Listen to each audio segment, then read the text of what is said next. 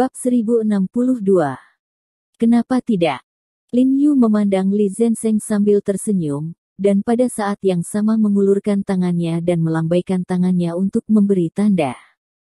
Tuan Li Zhensheng terkejut sesaat, kemudian dia segera bereaksi, mengangguk dan tertawa, dan berkata, "Baiklah, mengerti Tuan, serahkan pada saya akan menyembuhkannya."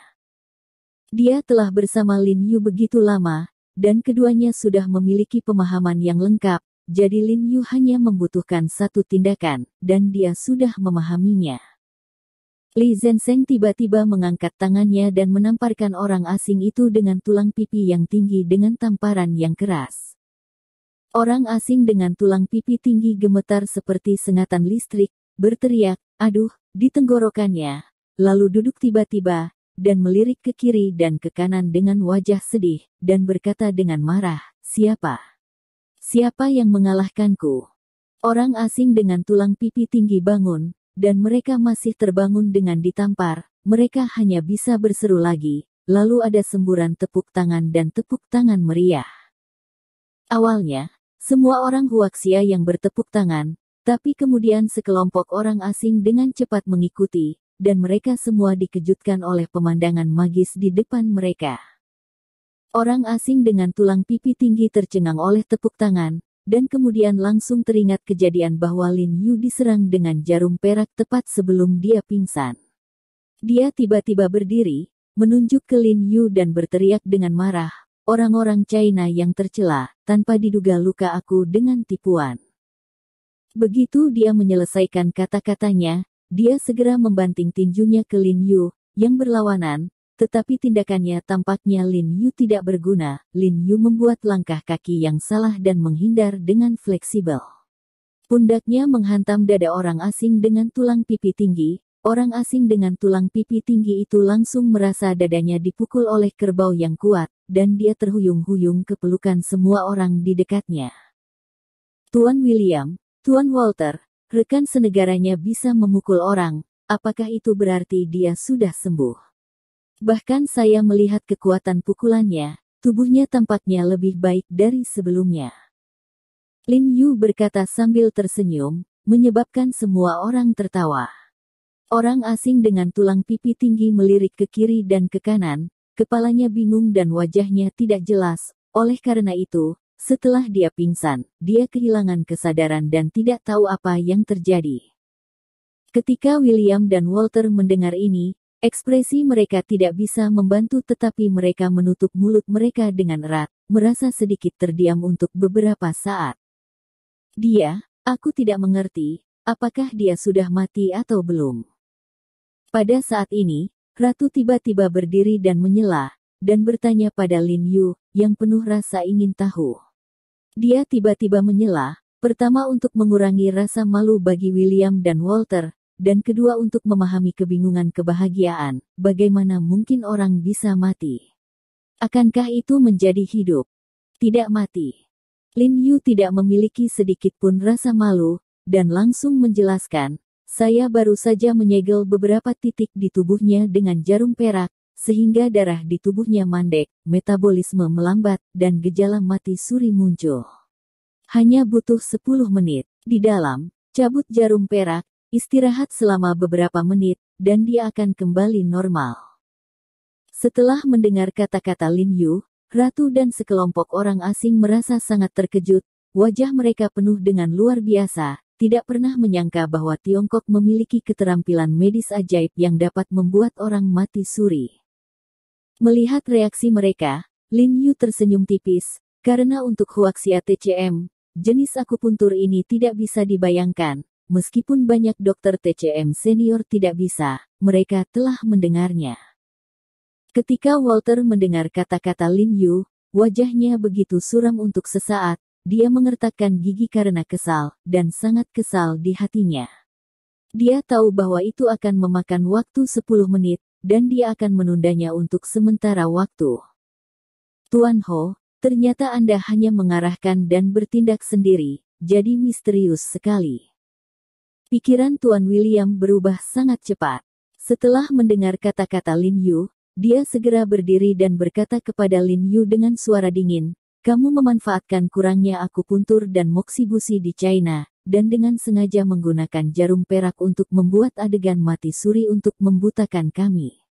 Marilah kita berpikir bahwa orang-orang benar-benar mati, dan kemudian Anda akan berdiri lagi dan menyelamatkan mereka. Untuk mencapai tujuan Anda memamerkan pengobatan Tiongkok.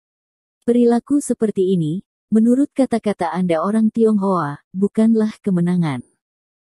Tuan William memiliki pemahaman yang sangat mendalam tentang budaya Tiongkok, dan kata-katanya juga sangat tajam dan kuat. Itu benar, He Jiarong, kami tidak tahu TCM Huaxia Anda sejak awal. Jika Anda melakukan ini, itu jelas penipuan. Walter pun langsung menggema dan berkata dengan tergesa-gesa, penuh amarah, dia tidak menyangka dirinya kokoh dan ditipu oleh He Jiarong barusan. Bisakah kamu tidak mau kalah?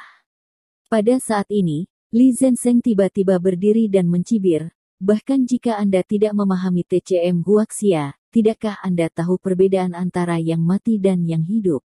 TCM kami telah menciptakan kematian palsu, tetapi dokter barat Anda tidak dapat mengatakan bahwa orang-orang masih hidup. Bukankah Anda masih mengatakan bahwa pengobatan barat Anda lebih rendah dari pengobatan Tiongkok kami? Setelah Li Zenseng mengucapkan kata-kata ini, orang asing di sekitarnya langsung menjadi gelisah dan mengangguk saat berdiskusi jelas. Mereka semua setuju dengan kata-kata Li Zenseng. Ya, meskipun Walter tidak mengerti pengobatan Tiongkok, sebagai Presiden Asosiasi Medis Eropa, dia tidak dapat membedakan antara hidup dan mati, bukan? Dia tidak bisa membedakan tipuan dari dokter Tiongkok lainnya, jadi secara alami keterampilan medisnya tidak jauh lebih tinggi. Wajah Walter dan William tiba-tiba berubah ketika mereka mendengar kata-kata itu, dan ekspresi mereka langsung menjadi malu. Mereka tidak menyangka keraguan mereka akan mendorong diri mereka sendiri ke dalam situasi yang lebih memalukan. Tuan Walter, tidak apa-apa. Jika Anda tidak mampu kehilangan, Anda tidak dapat memenuhi janji Anda. Siapa yang membuat kami orang China ramah? Tidak peduli seberapa tebal tamu, mereka yang datang akan menjadi tamu. Lin Yu menggoda Walter dengan senyuman. Saat ini, ia tidak perlu membiarkan Walter mengakui bahwa Asosiasi Medis Eropa lebih rendah daripada pengobatan Tiongkok, karena semua orang hanya melihat apa yang terjadi. Faktanya lebih baik daripada bahasa apapun. Dan janji jauh lebih kuat. Kali ini Walter tidak tahu apakah seseorang masih hidup atau sudah mati.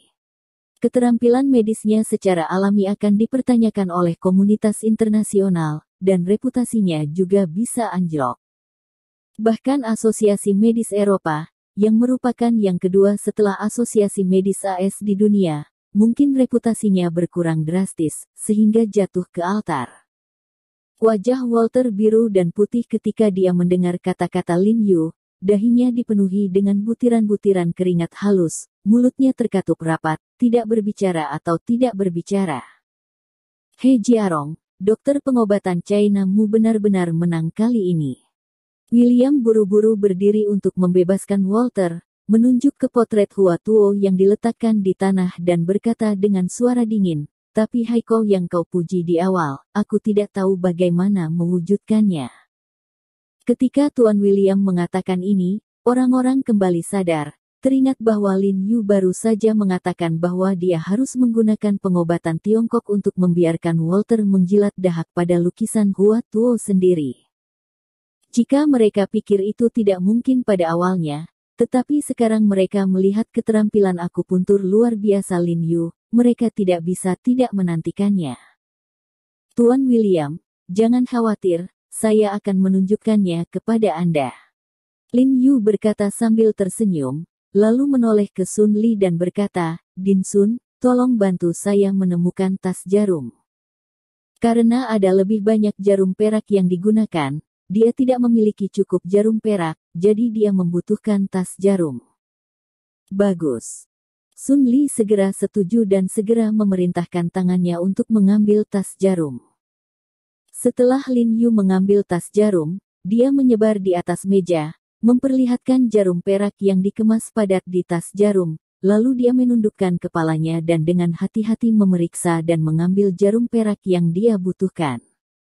Melihat bahwa Lin Yu datang dengan begitu banyak jarum perak, Walter memikirkan situasi tragis rekan senegaranya dengan tulang pipi tinggi tadi, dan hatinya tiba-tiba menjadi malu-malu.